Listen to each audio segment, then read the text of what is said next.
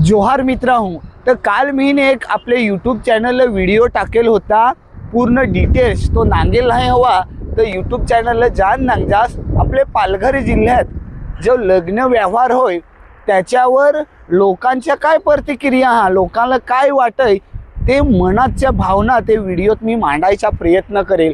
कुठेतरी आपले पालघर जिल्ह्यात लगीन होत पण या लग्नाचा जो काही कायदा करायचा टाइम रहे तो भरपूर टाइम लाग खर्चिक रहय ना। दुसरी गोष्ट म्हणजे हे लग्नात पिना भरपूर लागे तर याच्यामुळे कुठेतरी भरपूर लोकांना त्रास होय, म्हणजे घरचीला त्रास होय, नातेवाईक, कॅमेरेवालं, डीजे वालं, सांगडवालं, धवलेरनी, नवरा नवरी यो लगीन दिसात खपा पाहिजे तो रातचे दुसरे दिस रातचे 2 ना 3 वाजे ताव खपय नाही ना सगळा लगीन सरवता दुसरे दिस सकाळ पहय ताववर आपले पालघर जिल्ह्याचे काही तालुक्यात जे काही लगीन होत त्याच्यामुळे कुठेतरी या गोष्टी बदलल्या पाहिजेत।